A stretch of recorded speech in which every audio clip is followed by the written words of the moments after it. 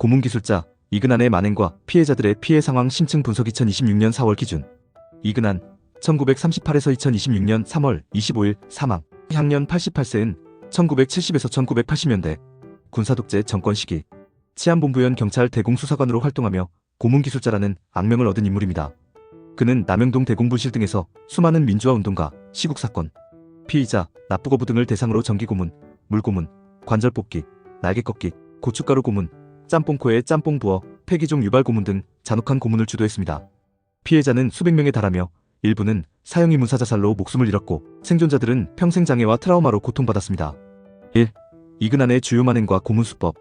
이근한은 90kg 거구의 우락부락한 외모불곰, 박중령, 반달곰 등 별명로 공포를 조성했습니다.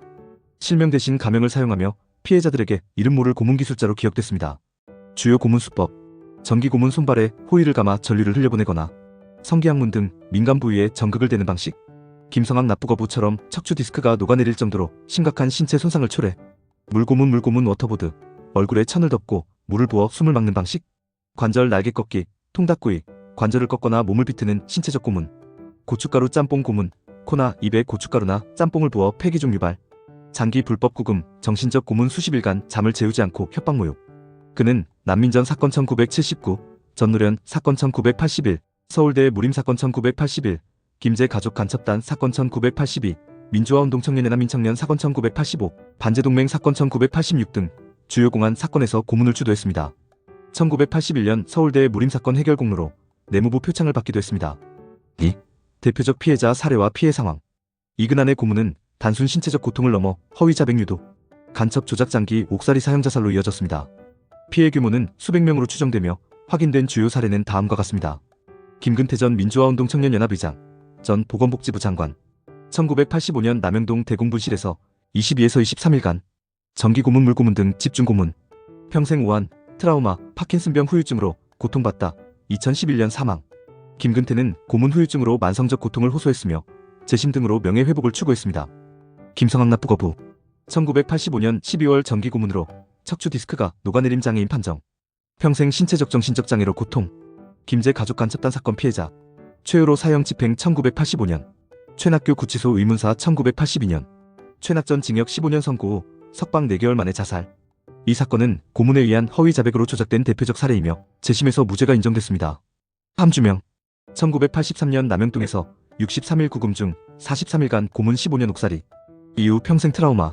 기타 피해자.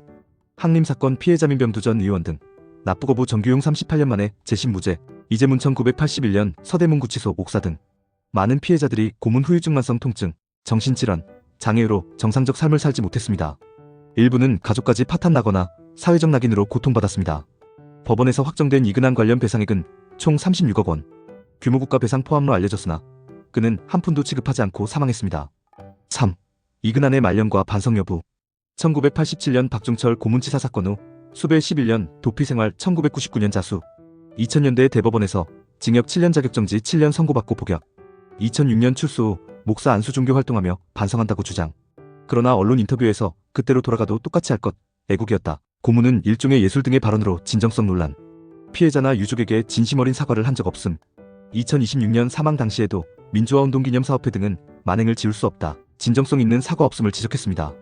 말년 신장병 전립선암 등 투병 생활, 가족과도 소원. 빈소는 한산했으며 가족 일부는 그로 인한 낙인으로 고통받았다고 전해집니다. 4. 사회적 역사적 의미.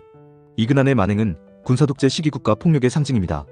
그의 고문은 단순 개인적 가혹행위가 아니라 정권의 빨갱이 조작과 민주화운동 탄압을 위한 조직적 도구였습니다. 피해자들은 수십 년간 신체적 정신적 사회적 고통을 견뎌야 했으며 일부는 목숨을 잃었습니다. 그의 사망 2026년 3월 25일으로 가해자에 대한 법적 처벌은 끝났지만 피해자들의 고통과 민주주의 역사에 새겨진 상처는 여전히 남아있습니다.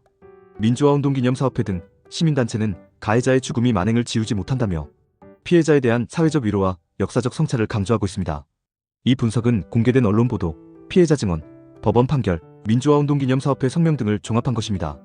영상이 도움되셨다면 구독과 좋아요,